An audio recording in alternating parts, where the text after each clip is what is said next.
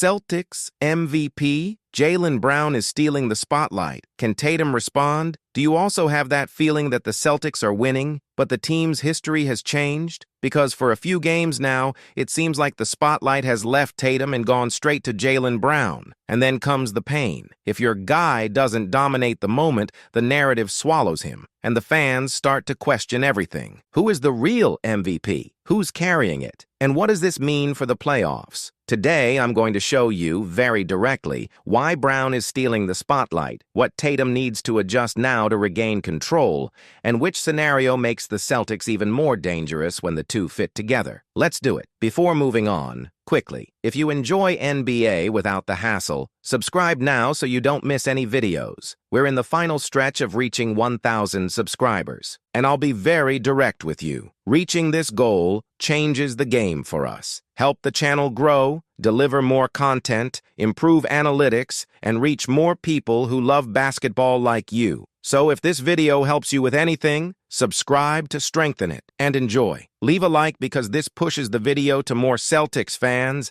Activate the bell so you don't miss out when a hot analysis comes out. Now stay with me until the end, because in a little while I'll show you the exact point that explains why Jaylen is taking the spotlight, and the adjustment that Tatum needs to make to turn this game around. Let's go. Welcome to another Celtics talk show. Today I want to talk to you like we usually do here, directly, closely, and with that attention to detail that only those who really follow the Celtics can see. Because there's a feeling that's growing with each game, and I'm pretty sure you've noticed it too. It seems that the season has entered a different curve, as if the Celtics had found a new rhythm, a new way of presenting themselves, and above all, a new way of telling their own story. It's not just about winning. It's not just about statistics. It's about what remains in the air when the game ends, who dominated the moment, who supported the team when the script wasn't perfect, who made the opponent change their plan in the middle of the match. And when we talk like that, there's no way to escape the name that is driving this conversation with force, Jaylen Brown. I know that just bringing Jaylen Brown and MVP together in the same sentence, many people react. There are those who hug it right away. There are those who turn up their noses. There are those who think it's too much excitement. And there are those who treat it as something impossible because of the way the league tends to tell these stories. So let's do it the right way, without rushing and without exaggeration. The question that matters is simple. Does Jaylen Brown have a real case for MVP? And if he does, what does it change when Jason Tatum is back, healthy, whole, ready to be himself? Because deep down, today's theme is not just an individual award. Today's theme is the Celtics as a team and as a narrative. It's about how the Celtics are being seen, how the Celtics are seeing themselves, and most importantly, where this could lead. The MVP debate, in the end, always mixes three things: production, impact, and history. There's the player who puts up absurd numbers, there's the player who carries the team to victories, and there's the player who becomes a mandatory topic because what he's doing is impossible to ignore. These three elements are not always in the same name, and that is where discussions begin. The problem is that when an athlete enters the season with a label stuck to him, he has to fight on two fronts at the same time. He needs to play at an MVP level and at the same time convince the world that he deserves to be seen at that level. And that is heavy, because for some players, all it takes is one good sequence and that's it. The conversation takes shape on its own. For others, it's like climbing a long ladder, rung by rung, with high-level games played over and over again until there's no excuse not to talk about it. That's why I say that, in Jaylen's case, you can't boil down the discussion to one big game or one hot week. What draws attention is the consistency of impact and the way it reaches these numbers. There's one detail I want you to notice with me. When Jaylen is in control, the game changes texture. It's not just he made shots. It's he decided where the game would be played. He chooses the confrontation. He chooses the path. He forces the defense to move. He forces the opponent to adjust. When he enters the pick and roll with intent, when he finds his rhythm and attacks with balance, he doesn't just look like an athlete in good form. He looks like a player who understood the game at a higher level. And there is a huge difference between a guy who scores and a guy who defines. Jaylen, at his best, is defining. And then there's a point that makes the conversation even more serious. He's not just offering attacks. He is committing to the other side of the court. And in this type of debate, this is worth gold, because there is a player who will give you a huge offensive volume, but will give you a defensive hole that the entire team needs to cover. When Jaylen is engaged, he accepts responsibility, he takes tough matchups, he sustains physicality. He doesn't disappear at the most uncomfortable point in basketball. And when you combine a high offensive volume with real defensive presence,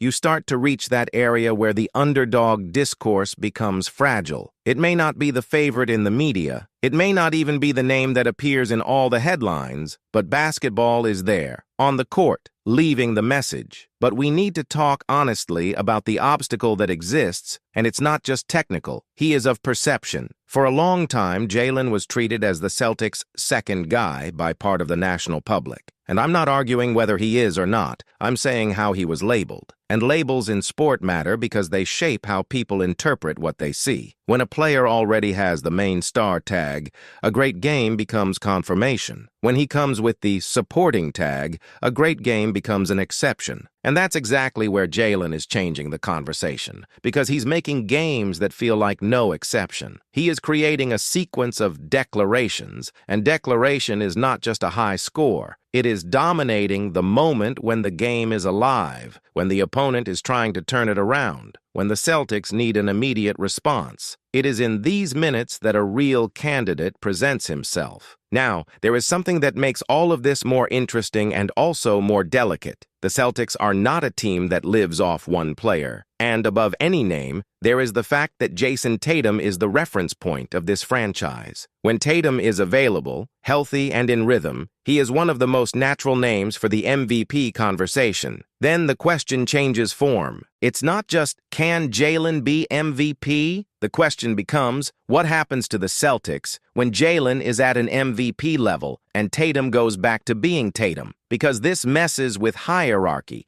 it messes with style, it messes with the distribution of decisions, and it messes with something that few talk about, but every fan feels. Who receives the weight of decisive possessions when the game gets tight? Tatum's return is not a switch. It doesn't happen overnight as if nothing had changed. Every returning star needs time to find his rhythm, physical confidence, shot timing, and reading the game at full speed. And the team needs to give him this space without destroying what worked while he was away. That's the real challenge. And if there's one thing I want to see from the Celtics in this process, it's maturity. Maturity to understand that the team has gained new habits, and that some of them may be better than the old ones. Maturity to understand that Jaylen is no longer a player that you park in the corner waiting for Tatum's gravity to create everything. Jaylen is now creating. He is generating an advantage. He's punishing defenses. He's making decisions. And that changes the design of the attack. I imagine and I hope a Celtics in which both are in the center at the same time, but without blocking the game. I want to see possessions where Jaylen starts and Tatum finishes. I want to see possessions where Tatum attracts attention and Jaylen attacks the space that opens up. I want to see the two alternating between roles in a natural way, not because someone gave in, but because basketball asked for it. Because when both of them manage to do this, the opponent stops having a simple answer. And in the playoffs, what kills a team is when it becomes predictable. The Celtics need to arrive in big moments with more than one way to win. And if Jaylen continues at this level, the Celtics have a chance to be more unpredictable, more adaptable, and more dangerous. But there's one name that I can't leave out of this conversation because he's part of what defines the team's real ceiling. Derek White. And I need to talk about him carefully because he is one of those players that you only fully understand when you follow him consistently. Derek White isn't just an add-on. He is a silent organizer. He is a guy who makes everyone better without having to appear as the guy. He reads the game quickly. He makes the right decision. He defends intelligently. He positions the attack. And there is a detail that changes the Celtics. When Derek is comfortable attacking on the move, when he takes those shots after the dribble, especially in situations where the defense is closing lines, the Celtics gain a layer that the opponent hates. Because then you can't just focus on Jaylen and Tatum. You create a third focus of concern, a third decision maker. And when a team has three real sources of creation and threat, defenses start to break down for small fractions of a second.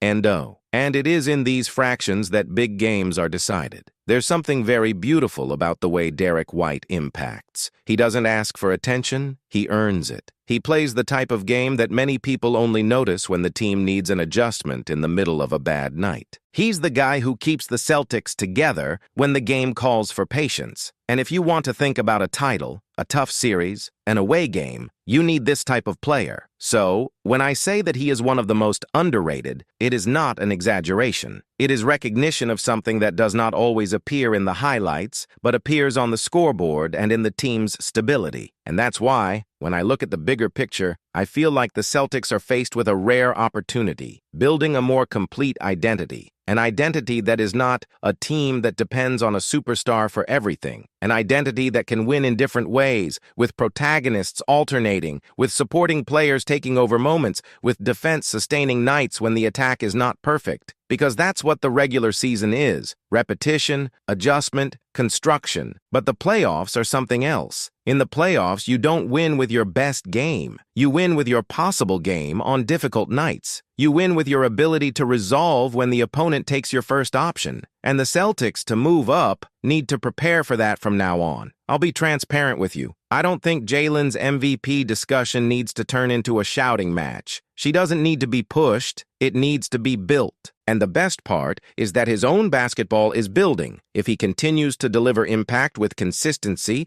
if he continues to lead the team in big moments, if he continues to defend seriously, the conversation will come. Maybe slow, maybe with resistance, but it will come, because there comes a point where ignoring becomes dishonest. And then, when Tatum is back, the Celtics will face the question that defines the future of this version of the team. Can they be greater than the sum of their parts? Will they be able to get two elite players to share command without the team losing fluidity? Will they be able to find a balance in which no one decreases but the team grows? Because that's what separates a very good team from a champion team. It's not about having talent. It's knowing how to use talent with intelligence and tactical humility. In the end, I want to leave you with a question, because I truly value what you see and what you feel watching the Celtics. When you look at Jaylen now, do you feel like he's just having a hot streak? Or do you feel like he's become a permanent reality on another level? And when you think about Tatum returning, do you imagine a return in which he returns to be the center of everything immediately? Or do you think that the best version of the Celtics is precisely the one in which the two share the weight and responsibility, even if that changes how we talk about individual awards? Write to me in the comments what you think, because this conversation will continue throughout the season, and I want to do it together with you here on the Celtics Talk Show. History is changing, and when history changes, it's worth stopping, breathing, and understanding what's happening. Because if Jaylen continues on this path, the question will no longer be, does he have a chance? The question will be, why did it take so long to admit it? And that's what makes it even more serious. It's not just that Jaylen Brown is playing a lot, it's just that he's changing the conversation. He's forcing the world to look at the Celtics through a different lens, and he's putting real pressure on anyone who wants to treat this as a phase, because the phase passes, impact remains. And when a player starts to decide games, command respect on both sides of the court, and carry the team's identity in big moments, the season takes on a new direction. From here on, each match becomes a message, each sequence becomes an argument, and each victory becomes a step towards a reality that many people still don't want to accept. Now, the big question is, when Tatum returns, will the Celtics go back to what they were? Or will they become something bigger than they already were? Because if Jaylen maintains this level and the team manages to fit the two together in the right way, it's not an exaggeration to say that the league will have a problem, and not a small problem. A problem that appears when you try to double in one and the other punishes you. When you try to hold the pace and the Celtics accelerate. When you try to win on talent and the Celtics win on structure. This is where historic campaigns are born. That's where teams that no one wants to face are born. And if you want to follow this story the right way, with in-depth analysis and no nonsense, I'm going to ask you something now. Click on the Celtics Analysis playlist in the pinned comment. Go there, because I left everything organized for you to marathon and understand what's behind the Celtics moment. Game by game, adjustment by adjustment, detail by detail. Watch the next one on the playlist and come back here to tell me, after what you saw, Do you still think this is just a phase? Or do you also feel that the Celtics are transforming before our eyes?